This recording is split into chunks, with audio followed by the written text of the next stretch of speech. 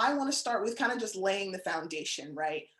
When we talk about policed pleasure, which is the title of this particular talk, when we're talking about is censorship.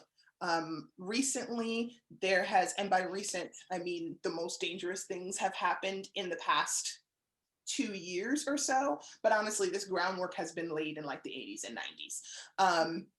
There's been FOSTA-SESTA laws, which if folks who have followed me or seen me speak in other places before, I have said are problematic and wanted people to pay attention to what that means. There's of the legal jargon, there's Section 230, and there's the newest battle, which are SESTA regulations, and all of which are kind of flying under the flag of trying to protect people against trafficking, against non-consensual and revenge porn kind of things on the internet. However, they have a lot of other far-reaching effects, and that's why we're having this conversation. And especially for the people who are just like, oh, well, I heard of those kind of things probably bothering a few sex workers, but what does that have to do with your average like mom and pop posting pictures on Facebook of your dog?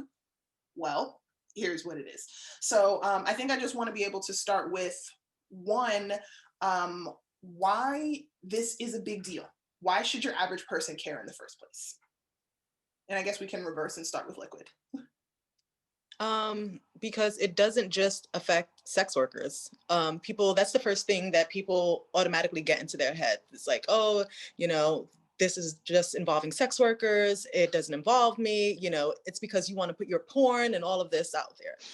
Not the case. That actually, it affects content creators. It affects a lot of people who are building brands on the internet, who have used these platforms to make their money via, whether it's, you know, promoting classes, sex education and things like that. You know, those are a lot of people that are getting shut down, you know, educators, presenters for events, you know, all of the sex positive things that you look forward to or you benefit from, those are affected. It's not just sex workers, it's not just porn, it's not just strippers and, you know, things like that. We are all in some way or another, you know, affected by it. The female body, the woman's body is affected by it, because even posting a picture in a bikini can get flagged and taken down depending on who you are, what you look like, the color of your skin.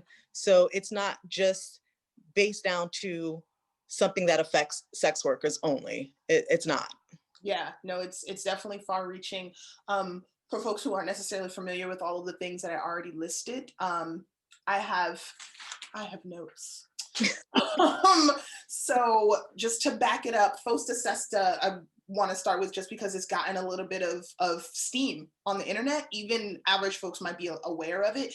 It stands for or acts as Stop Enabling Sex Traffickers Act and the Fight Online Sex Trafficking Act. That's what the acronym is supposed to be. It's supposed to be about what it says about fighting sex trafficking. And that in and of itself, fantastic. What the problems that we're talking about are happen in the language of how these laws are written. It's kind of forces people who are going to do criminal illegal shit anyway to do it underground. So now it's harder to catch people, to rally around, you know, the folks who might just even shift stuff to the dark web, where all of those things are illegal and unregulated. It's what it's trying to do is basically separate or basically put under the umbrella of internet spaces and publication stuff. So this right now, when you go onto like New York Times or your Washington Posts, the people who write the shit and the people who edit the things, they are responsible for what happens with their content.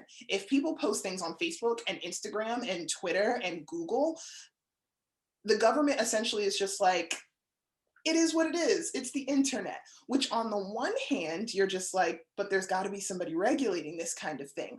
On the other hand, you're saying that you now want whomever's in charge to determine what is appropriate content, or force consequence upon people when their users post things that are sensationalists. I mean, we're looking at the events of the last couple of weeks. That stuff was organized online.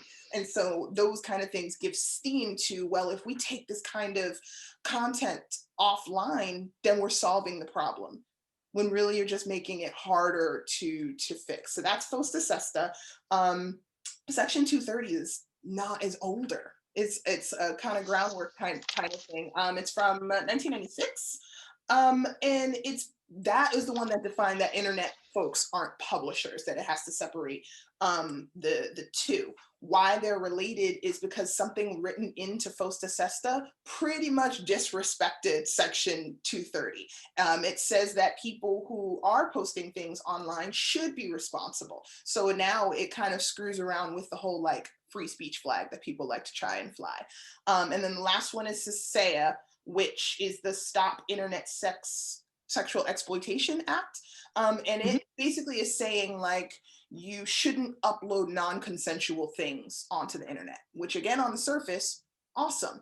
But when the internet, and I'm really saying this as a blanket term, but your social spaces, your Facebooks, your Instagrams, your Twitters, your Pornhubs, all of that, when they're run by machines, people put in algorithms to teach a computer how to watch you. They're not run by humans. So we can go online and see that like, a massage therapist is doing massages and a sensual massage therapist is doing consensual, like sex adjacent or sex work. There's no human trying to figure out what the difference is. It's a computer being like, well, all of it's sex, snatch it all down. And that's how it becomes exactly what Liquid is explaining. It does affect you because, hey, y'all out there, hashtag thirst trap, that gets snatched down.